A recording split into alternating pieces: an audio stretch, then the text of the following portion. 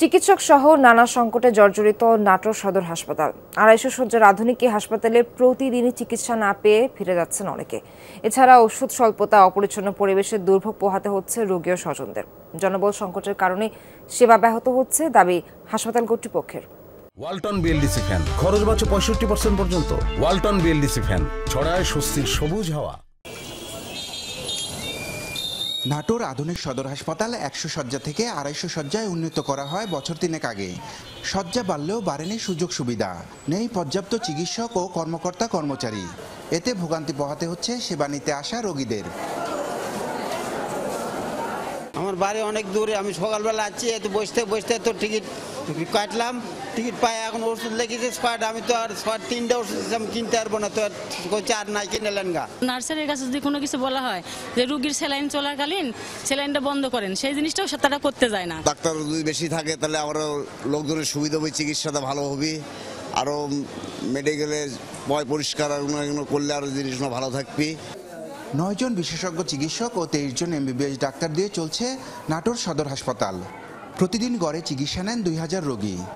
ঘন্টার পর ঘন্টা অপেক্ষা করে ফিরে যান অনেকেই। অনেকে বাধ্য হন বেসরকারি হাসপাতালে চিকিৎসা নিতে। এই অবস্থায় সামাজিক মাধ্যমে প্রতিবাদে সরব হয়েছেন অনেকে। এই হাসপাতালে কোনো হার্ট ডিজিজ বা স্ট্রোকের পেশেন্ট পেলেই তারা তাকে রেফার টু রাজশাহী করে দেন। এখানে আধুনিকতার কোনো ছোঁয়াই নাই।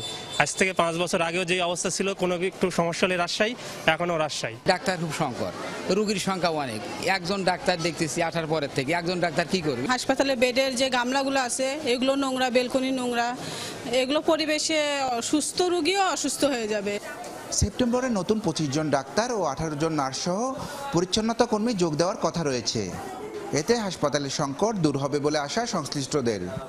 ২৫০ শয্যা এখন উন্নতি হয়েছে, কিন্তু লোকবল নিয়োগ হয়নি। আমরা সেটা দিয়েই রোগী কাভার করছি, যার ফলে এই যে ইনডোর আউটডোর প্রচুর রোগী ভর্তি আছে ইনডোরে, আমরা এসব রোগী সামাল দিয়ে আবার আউটডোরে আমার দেখতে হয়। আমরা এটা ঊর্ধ্বতন কর্তৃপক্ষের সাথে আলোচনা করেছি, আমরা তাদের কাছ থেকে পজিটিভ ফিডব্যাক পেয়েছি। খুব শীঘ্রই আমাদের এই জনবলের সংকটটি পূরণ হয়ে যাবে এবং আমাদের যে অপরিচ্ছন্নতা সহ যে অন্যান্য সেবা, সেগুলিও ইনশাআল্লাহ আমরা আমাদের দিক থেকে আরও বেশি কাজ করার সুযোগ পাবো। চিকিৎসক ও জনবল সংকটের পাশাপাশি হাসপাতালের নোংরা পরিবেশ ভোগান্তি বাড়িয়েছে কয়েক গুণ। তার উপর রয়েছে ওষুধ স্বল্পতা। এতে স্বাস্থ্যসেবা থেকে বঞ্চিতই থেকে যাচ্ছে প্রান্তিক জনগোষ্ঠী।